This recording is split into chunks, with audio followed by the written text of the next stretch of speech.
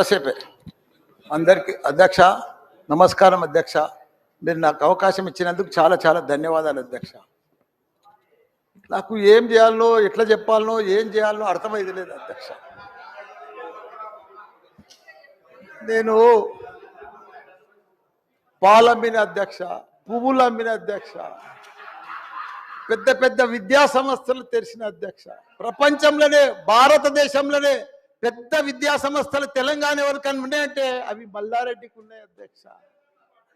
కానీ ఇప్పుడు అంతా అయోమయం, ఆగం ఉంది అధ్యక్ష. ఎట్లా అంటే, నా మేడ్చల్ నియోజకవర్గం అధ్యక్ష, భారతదేశంలోనే ఏకైక నియోజకవర్గం మేడ్చల్. నేను జిల్లా చెప్తలేను అధ్యక్ష, నియోజకవర్గం నాది పెద్దది అధ్యక్ష. 7 మున్సిపాలిటీలు, 3 కార్పొరేషన్లు, 61 గ్రామాలున్న ఏకైక మేడ్చల్ నియోజకవర్గం మల్లారెడ్డి అధ్యక్ష. దాన్ని అతులం కుతులం చేస్తున్నారు అధ్యక్ష. దాన్ని జిహెచ్ఎంసీ అని. ఇప్పుడు నా తన 7 మున్సిపాలిటీలు ఉన్నాయి, 3 కార్పొరేషన్లు ఉన్నాయి, 61 గ్రామాలు ఉన్నాయి. అందులో 28 గ్రామాలు తీసి మున్సిపాలిటీలలో కలిపేసారు పక్కకున్నాయి. ఆ మున్సిపాలిటీలన్నీ ఇప్పుడు వాళ్ళ పీరియడ్ అయిపోగానే జనవరి 27కు అవి జిహెచ్ఎంసీలో చేస్తారట. నా టైంలో ఒక్కటే పీరియడ్ అయింది వాళ్ళు గెలిచి. నా దగ్గర ఒక్క మేడ్చల్ నియోజకవర్గంలోనే కార్పొరేటర్లు, కౌన్సిలర్లు, మేయర్లు, జిల్లా పరిషత్ చైర్మన్లు, సర్పంచ్లు, ఎంపీటీసీలు, వార్డు మెంబర్లు వీళ్ళందరూ కలిసి ఒక్క మేడ్చల్ల 444 మంది నా తన లీడర్లు ఎదిగిరు అధ్యక్ష. ఇవాళ వాళ్ళంతా మడ్డాష్ అయిపోయారు. మొత్తం సగం మంది కాంగ్రెస్లకే వచ్చారు. అయోమయంలో పడిపోయారు వాళ్ళు మొత్తం కాంగ్రెస్లో. ఎందుకంటే మళ్ళీ ఎలక్షన్స్ వస్తాయి, మళ్ళీ మున్సిపల్ ఎలక్షన్స్ వస్తాయి, మళ్ళీ సర్పంచ్ ఎలక్షన్ వస్తాయి. అంటే మున్సిపల్ లేదు, కౌన్సిలర్ లేరు, అన్ని జీవోలు కూడా వచ్చేసినాయి అధ్యక్ష. ఆల్రెడీ మున్సిపాల్లో గ్రామాలు కలిసిపోయినట్టు, మళ్ళా గ్రామాలన్నీ మున్సిపాల్ కూడా అన్ని జిహెచ్ఎంసీలో కలిసినట్టు. ఒకటి అధ్యక్ష, కలుపుర్రి తప్పు లేదు. 9 మున్సిపాలిటీలు అప్పుడు సరౌండింగ్ షేర్లింగంపల్లి కానీ, కొద్బుల్లాపూర్ కానీ ఇవన్నీ కలిపినప్పుడు ఏమీ లేదు. ఇప్పుడు మా తాన కూడా మున్సిపాలిటీలలో ఇప్పుడిప్పుడే ఈ 5 ఏళ్ళనే డెవలప్ చేసినాం మేము. కానీ ఇప్పుడు ఇప్పటికి ఇంకా గ్రామీణ వాతావరణమే ఉంది, ఇంకా పొలాలే ఉన్నాయి, ఇంకా సరిగా బాత్రూమ్లు కూడా సరిగా లేవు ప్రజలకు, ఇంకా పెంకిటిల్లే ఉన్నాయి. అవన్నీ కూడా జిహెచ్ఎంసీలో కలిపితే పరిస్థితి ఇప్పుడు బంజారాల్లో, జూబ్లీహిల్స్లో అదే ట్యాక్స్ ఉంటుంది, మా గ్రామాలలో అదే ట్యాక్స్ ఉంటుంది అధ్యక్ష. ఈ పైసలన్నీ కూడా తీసుకుపోయి ఏదైనా పెద్ద పెద్ద ఫ్లైఓవర్లు వేయాలన్నా, ఏది వేయాలన్నా మళ్ళీ జూబ్లీహిల్స్, బంజారాలని ఖర్చు పెడతారు అధ్యక్ష. మా పుణ్యాన మా మున్సిపాలిటీలో అట్లనే ఉండని, ఇంకో పీరియడ్ ఉండని, ఇంకో 2 ఉండని. శ్రీధర్ బాబు గారు, మా సీఎం కూడా చెప్పండి మీరు దయచేసి ఈ సభ ద్వారా, మా మున్సిపాలిటీలో ఇంకో పీరియడ్ ఉంటే మంచిగా అవుతాయి. ఎందుకంటే గ్రామీణ ప్రాంతాలు ఉన్నాయి, ఇంకా వ్యవసాయాలు ఉన్నాయి, ఇంకా పెంకటిళ్ళు ఉన్నాయి.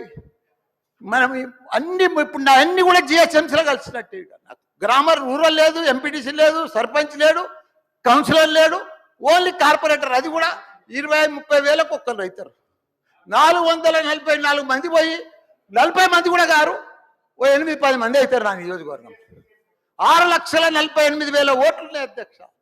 అది అయిపోయిందా? ఈ పార్టీకి అయిపోయింది. దయచేసి అది చెప్పినా మీకు అంత మనవించుకున్నా. హైడ్రా భారతదేశంలోనే మన హైదరాబాద్ అంటే, తెలంగాణ రాష్ట్రం అంటే ప్రపంచమంతా మోగిపోయింది అధ్యక్ష. ఐటీ రంగంలో కానీ, ప్రతి ఒక్క డెవలప్మెంట్లో కానీ, ప్రతి దాంట్లో కూడా హైడ్రా వచ్చినాక ఒక్కసారి హైడ్రా ఏం పెద్ద తప్పు పని చేయలే. కానీ హైడ్రా వచ్చినాక ఒక భయాందోళనతో మొత్తం కుప్పగొలిపోయింది అధ్యక్ష. హైదరాబాద్ సిటీ దిష్టి తగిలిపోయింది అధ్యక్ష. నువ్వేమన్నా అనుకో, ఎందుకంటే నాకు పెద్ద ల్యాండ్ బ్యాంక్ ఉంది, నాకు పెద్ద విద్యా సంస్థలు ఉన్నాయి, నాకేం నష్టం లేదు, నేనేం ఎఫ్టీఎల్లో లేను, బఫర్ జోన్లో లేను. నేను జనరల్గా చెప్తున్నా, అభివృద్ధి అమెజాన్, గూగుల్, ఫేస్బుక్, యాపిల్ లాంటి కంపెనీలు అమెరికా తర్వాత ఇక్కడ మన హైదరాబాద్ తెచ్చిండు మన కేటీఆర్ అధ్యక్ష. హెడ్ క్వార్టర్స్ ఈయనే ఉండే అధ్యక్ష. ఐటీలా మనం కర్ణాటక, బెంగళూరు మించినాం అధ్యక్ష. 9 లక్షల మంది ఉద్యోగాలు చేస్తున్నారు, ఐటీ ఉద్యోగాలు. పెద్ద పెద్ద ప్రపంచం అంతా కూడా హైదరాబాద్ తీసుకొచ్చి పెద్ద పెద్ద వాళ్ళకు బుగులు పట్టిపోయింది అధ్యక్ష. గరీబ్ వాళ్ళు అయితే గుండెలు వలిగిపోయినాయి అధ్యక్ష. మరి అది ఎందుకు తెచ్చిర్రో ఏమో మళ్ళీ నాకు అర్థం కాదు. ఇప్పుడు ఒకటి అధ్యక్ష, ఇప్పుడు నాయే కొన్ని ఎఫ్టీఎల్ ఉన్నాయి అనుకో, ఎగ్జాంపుల్ చెప్తా శ్రీధర్ బాబా నా. మన ఇంట్లో మన సెల్ ఫోన్లో చూస్తే మన భూమి వన్ జర్సెప్టి ద ఫ్లో ఆగిపోతుంది అన్న. మీకు దండం పెడతా, మీరంతా చాలా మేధావులు. మన ఇంట్లో కూర్చొని కూడా మన పొలం హైడ్రాల్ ఉందా, చెరువు ఎఫ్టీఎల్ ఉందా, బఫర్ జోన్లు ఉందా చూసుకోవచ్చు. అంత టెక్నాలజీ వచ్చింది. గూగుల్లోకి పోతే చూసుకోవచ్చు. చూసి ఎవరెవరికి ఉందో ముందే నోటీసులు ఇచ్చి ఓపికతో అర్జెంట్ ఏముంది, తెల్లారి శుక్రవారం పొద్దుగల్లే పోయి శనివారం పొద్దుగల్లే పోయి కూలగొట్టాలని ఏముంది అధ్యక్ష. నిదానంగా వాళ్ళు కూడా మన తెలంగాణ ప్రజలే. వాళ్ళంతా కూడా మీరు ఓటేస్తేనే మనం మంత్రిలో కూర్చున్నాం. మనం అంత ఆదల బాగా ఆధార్ చేసేది, టెన్షన్ చేసేది ఏం అవసరం. మంచిగా నోటీస్ ఇచ్చి బాబు చేంజ్ చేసుకో, మార్చుకో, చూసుకో, నీకు ఇది ఇస్తాం, గరీబోడు ఉంటే ఇది ఇస్తాం, ఈ బెడ్రూమ్లకు అని నిమ్మడంగా చేస్తే అయిపోయాయి కదా. ఇంకా 4 ఏళ్ళు ఉంది కదా మీకు. ఈ ఏడాదిలోనే ఫస్ట్ ఇయర్లో చేయాలని ఏముంది, అన్ని కొన్ని చేసుకుంటా వండి. రియల్ ఎస్టేట్ అయితే అధ్యక్ష రియల్ ఎస్టేట్ అయితే కుప్పగొలిపోయింది. ఏదైనా పెళ్లికి అమ్ముదామన్నా కొంటలేరు ఎవరు, పైసల రొటేషన్ లేదు, వ్యాపారాలు లేవు, బిజినెస్ లేవు, ఏమీ లేవు అధ్యక్ష. దయచేసి మీరన్నీ కూడా ఆలోచన చేయాలని మంత్రులు కూడా ఉన్నారు. అందరికి కూడా చెప్తున్నా, అందరికి కూడా దండం పెట్టి చెప్తున్నా. Thank you. ఒక్క నిమిషం మాట్లాడండి అధ్యక్ష. సార్ తమరి ద్వారా నేను ఒకటే రిక్వెస్ట్ అధ్యక్ష, ఏ ప్రభుత్వాలైన అధ్యక్ష ప్రజల మనోభావాలకు అనుగుణంగా ప్రజలకు న్యాయం జరిగే విధంగా ప్రభుత్వాలు చేయొచ్చు. లేకపోతే ప్రభుత్వాల మీద, ప్రజాస్వామ్యం మీద ప్రజలకు నమ్మకం కోల్పోతుంది అధ్యక్ష.